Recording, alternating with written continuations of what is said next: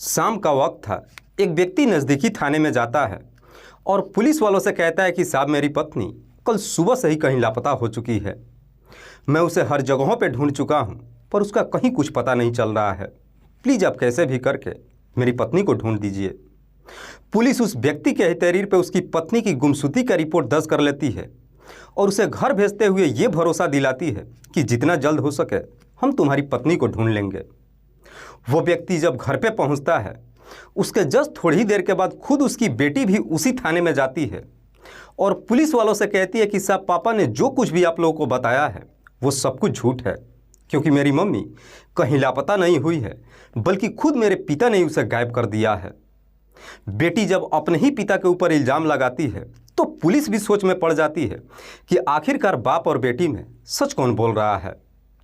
पर पुलिस जब इस केस की जांच पड़ताल करती है तो एक ऐसी सच्चाई सामने निकल कर आती है जिसे सुनने के बाद खुद पुलिस भी एकदम से चौंक जाती है। वाकई में दोस्तों, आज की जो कहानी है ये आपको भी हैरान कर देने वाली है। नमस्कार, आदाब, मैं हसमुद्दीन और आप देख रहे हैं सफ़र क्राइम तक। आज की जो सच्ची घटना मैं आपको सुनाने वाला हूँ ये घटना है झारखंड प्रदेश की। झारखंड का एक ज़िला पड़ता है हज़ारीबाग और इसी हज़ारीबाग का एक थाना पड़ता है बड़ा बाज़ार। बड़ा बाज़ार थाने के अंतर्गत एक कॉलोनी आता है जयप्रभा नगर और इसी जयप्रभा नगर कॉलोनी का रहने वाला है विनोद पाठक। विनोद जिसकी उम्र है लगभग 45 साल के आसपास। विनोद के परिवार में उसकी पत्नी अन्नू पाठक के अलावा 3 बच्चे हैं जिसमें 2 बेटियां और 1 बेटा। बड़ी बेटी का नाम है कीर्ति जिसकी उम्र है लगभग 16 साल के आसपास। दरअसल विनोद जो कोयला खनन विभाग में एक बढ़िया पद पे नौकरी करता है और ठीक ठाक पैसे कमाता है। बात कर रहा हूँ मैं 29 जनवरी की सुबह सुबह, जब विनोद हर रोज़ की तरह अपनी ड्यूटी चला जाता है और उसके तीनों बच्चे भी स्कूल चले जाते हैं। पर विनोद के तीनों बच्चे शाम के 4 बजे के आसपास जब अपने घर पे पहुंचते हैं तो देखते हैं कि उनकी मम्मी अन्नू घर पे नहीं है। इसीलिए बच्चे जा कर के पड़ोसियों से पूछताछ करते हैं। पड़ोसी भी जवाब देते हैं कि हमने तुम्हारी मम्मी को नहीं देखा है। इसीलिए विनोद की बड़ी बेटी कीर्ति खुद अपने पिता के नंबर पर फ़ोन करती है और सारी बात अपने पिता से बताती है। इधर विनोद को जब मालूम चलता है कि उसकी पत्नी घर पे नहीं है, करीब 5 बजे के आसपास अपने घर पे पहुंच जाता है। पर विनोद जब अपने घर पे पहुंचता है तो देखता है कि कमरे के बाहर दरवाजे पे ताला लगा है। उसके बाद से विनोद अपनी पत्नी के नंबर पे भी फ़ोन करता है पर अन्नू का नंबर स्विच ऑफ बताने लगता है। विनोद और उसके तीनों बच्चे मिल करके अन्नू की हर जगहों पे तलाश करते हैं पर बावजूद इसके अन्नू का कहीं कुछ पता नहीं चलता है और देखते ही देखते पूरी रात गुजर जाती है। अगले दिन शाम तक भी जब अन्नू का कहीं कुछ पता नहीं चलता है, 30 जनवरी के शाम के करीब 5 बजे के आसपास विनोद इसी बड़ा बाज़ार थाने में जाता है और पुलिस वालों से कहता है कि साहब मेरी पत्नी कल सुबह से ही कहीं लापता हो चुकी है। प्लीज़ आप कैसे भी करके मेरी पत्नी को ढूंढ दीजिए। पत्नी की लापता होने की जब बात कहता है, पुलिस उससे सवाल करती है कि क्या तुम्हारा पत्नी के साथ कोई झगड़ा तकरार हुआ था। इस पर विनोद पुलिस वालों को जवाब देता है कि नहीं साहब, मेरी पत्नी के साथ कोई झगड़ा तकरार भी नहीं हुआ था। पुलिस विनोद के ही तहरीर पर उसकी पत्नी की गुमशुदगी का रिपोर्ट दर्ज कर लेती है और उसे घर भेज देती है। पर विनोद जब अपने घर पे पहुंचता है उसके थोड़ी देर के बाद ही विनोद की बड़ी बेटी कीर्ति भी उसी थाने में जाती है और पुलिस वालों से कहती है कि साहब मेरे पापा ने जो कुछ भी आप लोगों को बताया है वो सब कुछ झूठ है, क्योंकि मेरी मम्मी कहीं लापता नहीं हुई है बल्कि खुद मेरे पिता ने उसे गायब कर दिया है। कीर्ति जब अपने ही पिता के ऊपर इल्ज़ाम लगाती है, पुलिस उससे इसकी वजह पूछती है। इस पे कीर्ति अपनी मम्मी और पापा की पूरी कहानी पुलिस को बता देती है। दरअसल कीर्ति पुलिस वालों से बताती है कि साहब पिछले 5 सालों से मेरी मम्मी और पापा के बीच में झगड़े तकरार हो रहा था। पुलिस जब इस झगड़े तकरार की वजह पूछताछ करती है तो कीर्ति जवाब देती है कि साहब मेरे पापा की इंस्पेक्टर मंजू ठाकुर के साथ में प्रेम प्रसंग चल रहा है। इंस्पेक्टर मंजू ठाकुर जिसकी उम्र है लगभग 35 साल, जो इसी शहर में नौकरी करती है। कीर्ति जब अपने ही पिता के ऊपर इल्ज़ाम लगाती है, पुलिस अब सच्चाई जानने के लिए कीर्ति को अपने साथ लेकर उसके घर पे जाती है। पर पुलिस जब विनोद के घर पे पहुंचती है तो मालूम चलता है कि विनोद भी कहीं लापता हो चुका है। पुलिस जब विनोद के घर में घुसती है तो देखती है कि घर के अंदर जितना भी कमरा था सबका दरवाज़ा खुला था, लेकिन एक कमरे के दरवाजे पे ताला लगा हुआ था। पुलिस जब उस कमरे के बारे में कीर्ति से पूछताछ करती है तो कीर्ति पुलिस वालों को जवाब देती है कि साहब ये कमरा मेरी मम्मी का है। जब मैंने पापा से इस ताले की वजह पूछी तो पापा बता रहे थे कि तुम्हारी मम्मी दरवाजे पे ताला लगा करके अपने मायके चली गई है। लेकिन जब मैं नानी के यहाँ फ़ोन करके मम्मी के बारे में पूछताछ की तो मालूम चला कि मम्मी वहाँ पे भी नहीं पहुँची है। पुलिस जब दरवाजे पे ताले को देखती है तो देख करके पुलिस को न जाने क्यों थोड़ा सा अटपटा लगता है। इसीलिए पुलिस दरवाजे पे लगे ताले को तोड़ देती है और कमरे में एंट्री कर जाती है। पर पुलिस जब कमरे में एंट्री करती है तो कमरे के अंदर से हल्की सी बदबू महसूस होती है।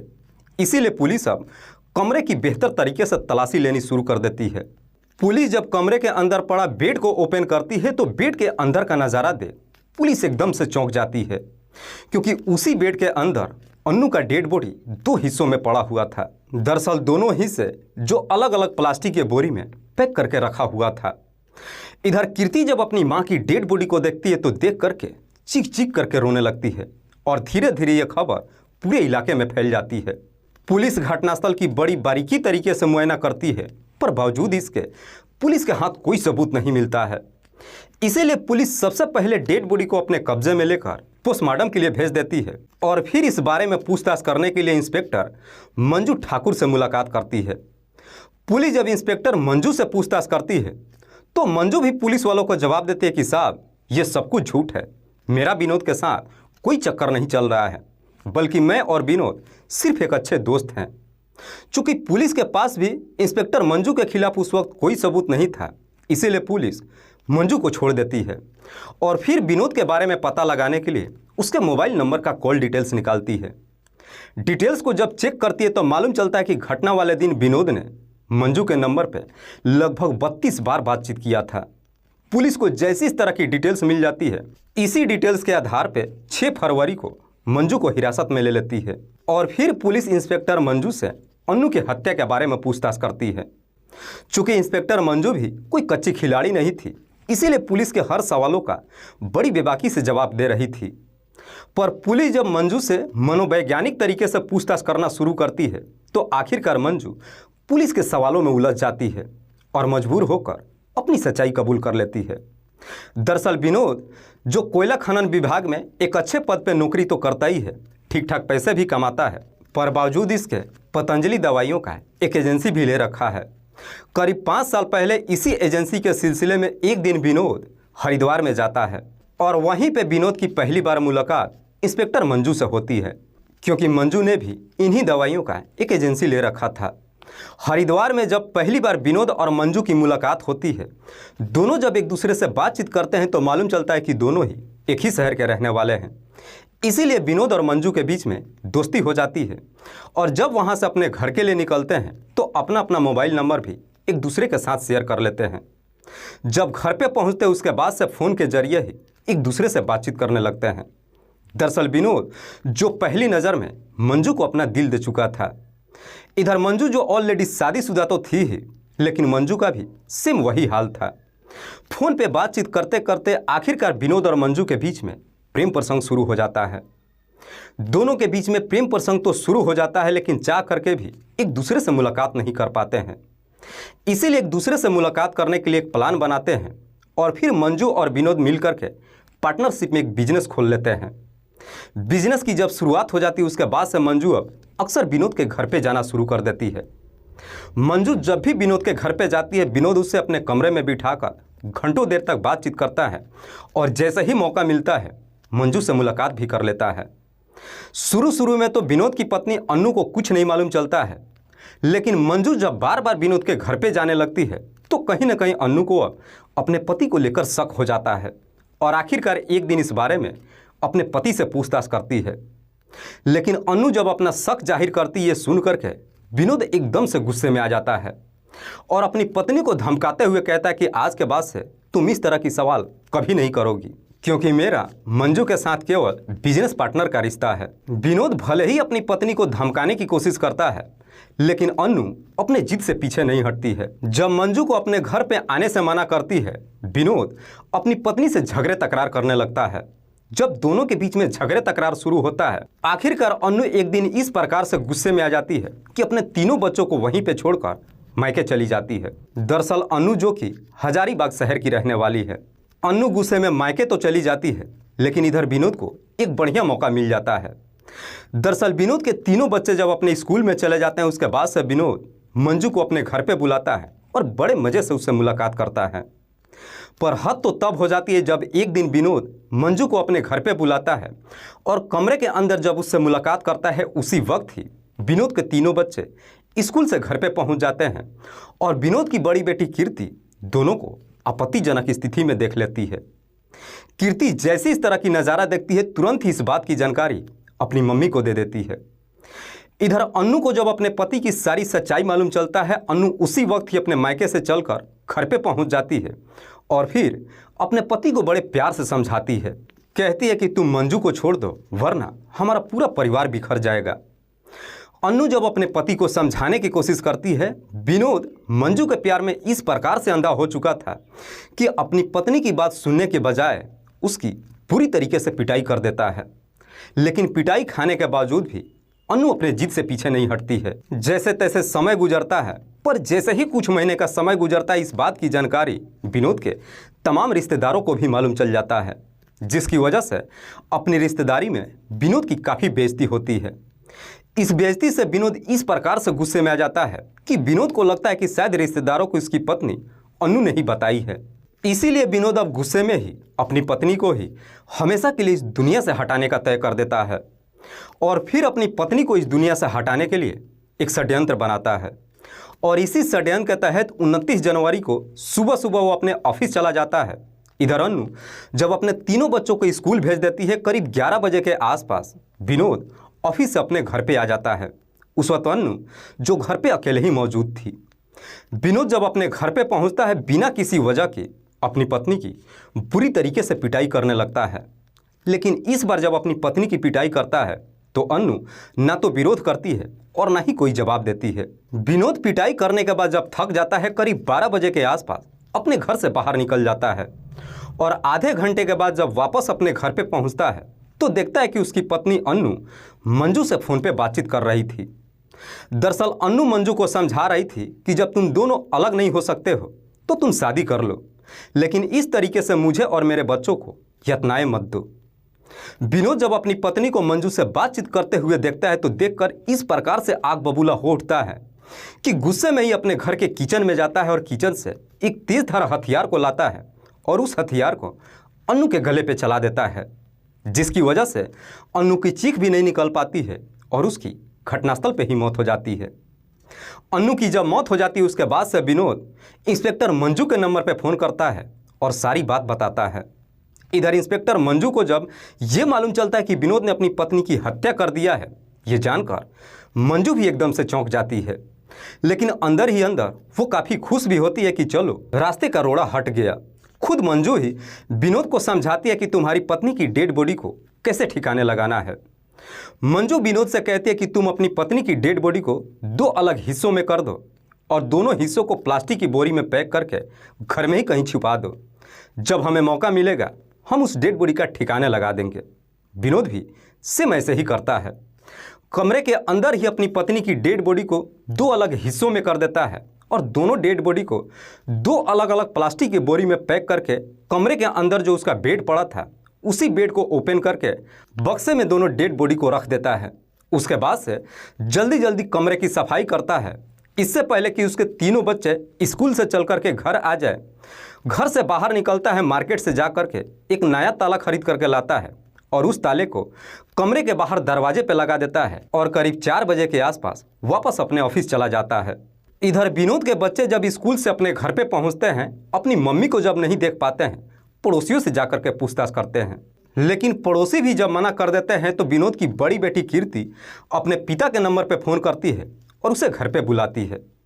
विनोद जब अपने घर पे पहुंचता है तो अपने षड्यंत्र के तहत अपने बच्चों को समझाता है कि तुम्हारी मम्मी गुस्से में आकर दरवाजे पे ताला लगाकर अपने मायके चली गई है। लेकिन कीर्ति को अपने पिता के बातों पे यकीन नहीं होता है, इसीलिए कीर्ति अपने नानी के घर पे फ़ोन करती है और अपने माँ के बारे में पूछताछ करती है। जब कीर्ति को मालूम चलता है कि उसकी मम्मी ननिहाल में भी नहीं पहुंची है, अब कीर्ति दोबारा से अपने पिता से पूछताछ करती है। पर कीर्ति जब दोबारा से अपनी मम्मी के बारे में विनोद से पूछताछ करती है तो विनोद अपनी बेटी को भी खत्म करने का फैसला कर लेता है। पर विनोद जब कीर्ति को पकड़ने की कोशिश करता है, कीर्ति वहां से काफ़ी तेजी से भाग करके पड़ोसी के घर में चली जाती है और पूरी रात पड़ोसी के ही घर में रहती है। इधर विनोद अपने दोनों बच्चों को बगल के कमरे में सुला देता है और खुद जाकर के उसी कमरे के उसी बेड पे सोता है जिस बेड के अंदर उसने अपने पत्नी की डेड बॉडी को छिपा करके रखा हुआ था। विनोद बेड पे सोने की कोशिश तो करता है, लेकिन विनोद की आंखों में नींद ही नहीं आती है। दरअसल विनोद जैसे तैसे पूरी रात गुजारता है और ये भी प्लान बनाता है कि वो अपने आप को बचा कैसे पाए। सुबह जब होती है, विनोद फिर से कमरे के बाहर दरवाजे पे ताला लगा देता है और अपने पत्नी को ढूंढने का नाटक शुरू कर देता है। जब शाम हो जाती है, विनोद ये सोच करके थाने में चला जाता है कि मैं जा करके अपनी पत्नी की गुमशुदगी का रिपोर्ट दर्ज करा देता हूँ ताकि पुलिस मेरे ऊपर शक ना करे। पर विनोद जब थाने में जाकर अपनी पत्नी का गुमशुदगी का रिपोर्ट दर्ज कराता है, इस बात की जानकारी उसकी बेटी कीर्ति को मालूम चल जाता है। विनोद जब अपने घर पे पहुंचता है, थोड़ी देर के बाद ही कीर्ति भी उसी थाने में जाती है और पुलिस वालों से कहती है कि साहब, मेरी मम्मी कहीं लापता नहीं हुई है, बल्कि मेरे पिता ने उसे गायब कर दिया है। पर कीर्ति जब थाने में पहुंचती है, इस बात की जानकारी विनोद को मालूम चल जाता है। इससे पहले कि पुलिस विनोद के घर पे पहुंच पाती, विनोद अपना घर छोड़ करके फरार हो जाता है। वाकई में इंस्पेक्टर मंजू जब ये पूरी कहानी पुलिस को बताती है, उसके बाद से पुलिस मंजू को अदालत में पेश करती है, जहां से उसे जेल भेज दिया जाता है। उसके बाद से पुलिस विनोद को ढूंढना शुरू कर देती है और आखिरकार 18 फरवरी को कोडरमा रेलवे स्टेशन से पुलिस विनोद को भी हिरासत में ले लेती है। उसके बाद से पुलिस विनोद को भी जिला अदालत में पेश करती है, जहां से उसे भी जेल भेज दिया जाता है। दोस्तों, इस पूरी घटना के बारे में आप क्या सोचते हैं? आप अपनी राय हमें कमेंट बॉक्स में जरूर दीजिएगा। जाते जाते मैं आपको बता दूं कि कुछ मेरे व्यूअर्स हैं जो रोज़ाना मेरे इस वीडियो को देखते ही नहीं हैं, बल्कि अपना कीमती समय निकाल कर कुछ अपना प्यार भी देते हैं। जिनमें से एक का नाम है गणेश शाह। गणेश शाह जो दिल्ली प्रदेश के रहने वाले हैं। दूसरे मेरे व्यूअर हैं नजमुल्लाह आलम। नजमुल्लाह आलम जो किरतपुर शाहनगर उत्तर प्रदेश के रहने वाले हैं। तीसरे मेरे व्यूअर हैं शमसुल अंसारी। शमसुल अंसारी जो जिला छपरा बिहार प्रदेश के रहने वाले हैं। चौथे मेरे व्यूअर हैं साबिर शेख। साबिर शेख जो गुजरात सूरत के रहने वाले हैं। लास्ट मेरे व्यूअर हैं इफ्तिखार आलम। इफ्तिखार आलम जो हजारीबाग झारखंड प्रदेश के रहने वाले हैं। मैं आप तमाम व्यूअर्स को तहे दिल से शुक्रिया अदा करता हूं। कल फिर मिलते हैं एक और नई सच्ची घटना के साथ। तब तक के लिए जय हिंद, जय भारत।